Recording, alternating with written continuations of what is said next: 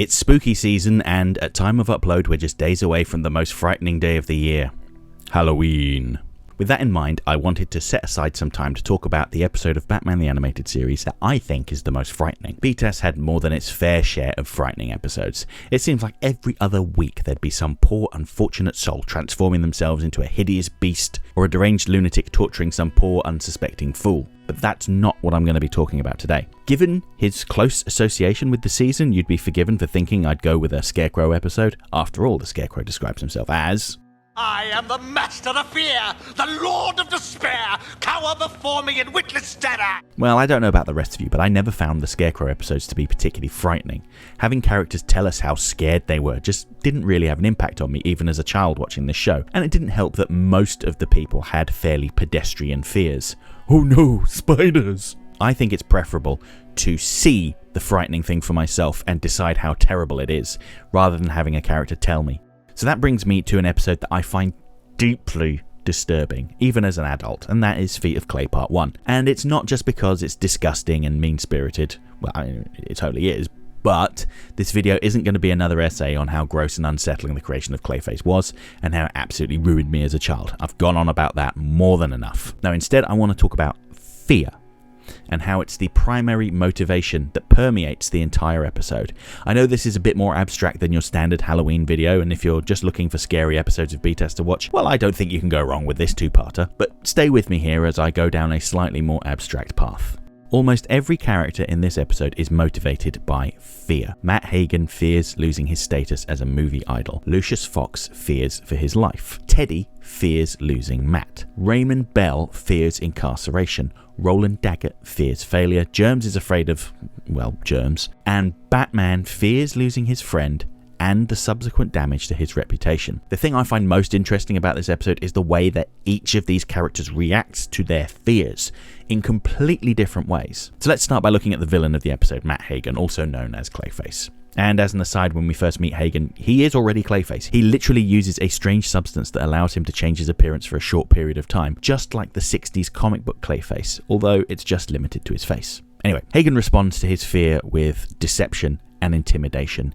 He goes along with Daggett's plan to murder Lucius Fox in exchange for continued access to the chemicals that allow him to alter his face and pretend that he never suffered that disfiguring accident. Hagen refuses to face reality or make practical plans to improve his life. Instead, he opts to use a short-term fix over a long period of time, and his life is completely destroyed as a result of this. It's implied in Part 2 that Hagen had been using RenuYu for quite some time, enough time to release several movies, so potentially years, but he doesn't seem to have taken any additional steps to relieve himself of his addiction to the cream. As Clayface notes, the formula could achieve in moments what plastic surgery would take years to accomplish. Hagen could have undergone facial reconstructive surgery over time to improve his appearance, but he preferred taking the quick route of doing awful things for Daggett, even though it was much worse for him in the long run. When Hagen thinks he's run out of RenuYu, he lashes out in anger at Teddy, his stand-in, assistant and lover. Notice how he snaps at Teddy, who's only trying to be supportive. When somebody knocks on his trailer door telling him he's expected on set, he lashes out, throwing his pot of RenuYu at the door, smashing his mirror. It's a massive overreaction to a perfectly reasonable request, and it's all a result of his fear of losing his status. Speaking of Teddy, he seems to have knowledge of Hagen's role in Daggett's organisation, but he turns a blind eye, even when directly faced with Hagen's temper tantrums and violent outbursts. Teddy clearly knows what's happening is wrong, but he is also an enabler, and I have to wonder just how involved he was in assisting Hagen fulfill Daggett's orders. Teddy holds onto a small supply of RenuYu for emergencies and hands it over begrudgingly. He does this because he fears that if he outlives his usefulness, then Hagen will abandon him.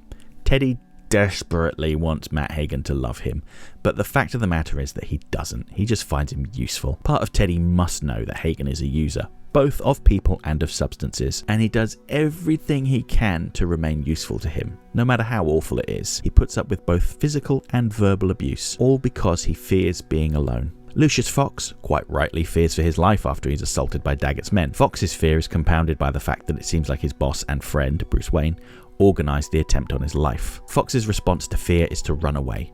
Outside of the first few minutes, Fox's only other contribution to this episode is cowering in terror when the real Bruce Wayne visits him in his room at the hospital. When he quickly summons the police, who arrests Bruce. The man who orchestrated the attack, Roland Daggett, is a corrupt businessman that will do absolutely anything to get ahead. Despite having a seemingly quite successful company in Daggett Industries, that isn't enough for him. Even with a revolutionary product in the form of RenuYu, Daggett fears that mainstream stores won't carry the product because of its potential side effects. So he sets his sight on Wayne Enterprises in order to make use of their direct marketing channels. His response to his fears is to order the use of violence and intimidation. Of course, he doesn't get his own hands dirty, but he's just as guilty as his henchmen. Both of Daggett's henchmen, Raymond Bell and Germs, are motivated by their fears and neuroses. Germs, as the name alludes to, has a fear of germs and getting sick. We don't see much of this in part 1, but he won't even touch a door handle for fear of getting contaminated. I hope he's got a lot more of those hankies, because if he's just using the same one over and over again, it'll be riddled with germs by the end of the day. Bell, meanwhile, is absolutely terrified of the prospect of going to prison.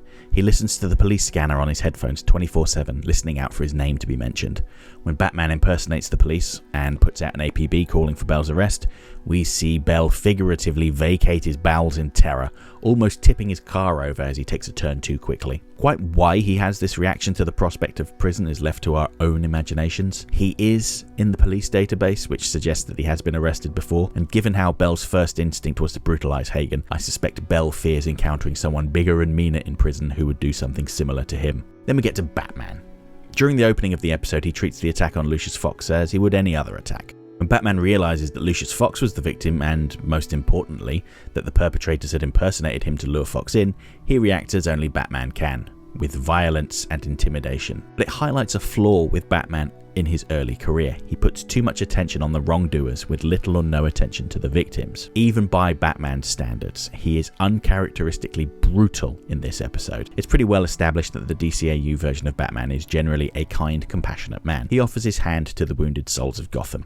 In this episode, however, Batman gets very close to killing Raymond Bell. Now, the difference here is that the actions of Daggett's men have had a direct impact on Batman personally. He's not out seeking to protect the innocent, he's lashing out at one of the people that he blames for his current situation, and he genuinely seems to enjoy tormenting Bell. Batman is very much a control freak, that's a part of his gimmick. He dresses up as a creature of the night to inflict fear on wrongdoers and take control of awful situations. Now, when faced with a situation over which he has no control, Batman amps up the violence. As I said earlier, he puts the fear of God into Bell by pretending to be a police officer putting out an APB for his arrest. He then stalks Bell using the Batwing, following him across the city. The Batwing makes an ungodly roaring noise as it flies across the city, almost like a bat out of hell, never giving up on apprehending Bell. When Bell runs through a toll booth and into a tunnel, Batman flies through the tunnel from the opposite end and impales Bell's vehicle, dragging it into the skies. Batman then uses a clamp to pull Bell out of the vehicle, dump the car in the river, and dangle him over the city. We know for a fact that Batman won't drop him. After all, Batman doesn't kill, but he comes extremely close. When Bell faints from the pressure,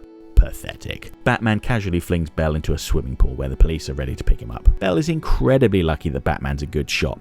Even falling from that height must have caused a lot of damage, especially if that pool wasn't very deep. The fact that Batman shows no regard for Bell's safety is probably the most frightening thing he does. Imagine a Batman with no compassion, no empathy, and without fairness. Which, by the way, is the topic of an episode of the new Batman Adventures, Never Fear. It's true that Bell is an awful person and I doubt many people will feel sorry for him, but I find myself thinking that Batman may have overreacted just a little bit. You could say that it was personal for Batman. Daggett and his men targeted his friends and pretended to be him. Yes, that's bad. But I think the most egregious thing was that their actions could have put an end to his mission as Batman. By impersonating Bruce Wayne so convincingly that even his close friend Lucius Fox was fooled, Batman ran the very real risk of being imprisoned. And what would that mean?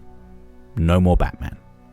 Gotham City would be left unprotected. Another child could potentially lose their parents. He would no longer be able to avenge his parents, and as we saw in the Scarecrow's introductory episode, Nothing to Fear, the thing Batman fears most is letting down his parents and failing to live up to their memory.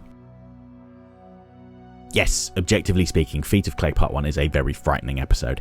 It's dark, it's scary, and there's no humour to be found. I'm sure that the reveal of Clayface screaming as he sees himself in the mirror for the first time was likely very upsetting for many viewers, and I am not showing the creation of Clayface scene because it still grosses me out some 30 years later. But on a more abstract level, I think that it's the fear that the characters feel in this episode and how it makes them act that makes this story stand out. This episode is a great showcase for the power fear can have over people. In the case of Batman, it can stimulate feelings of anger and violence. In the case of Raymond Bell, it kicked in his flight instinct.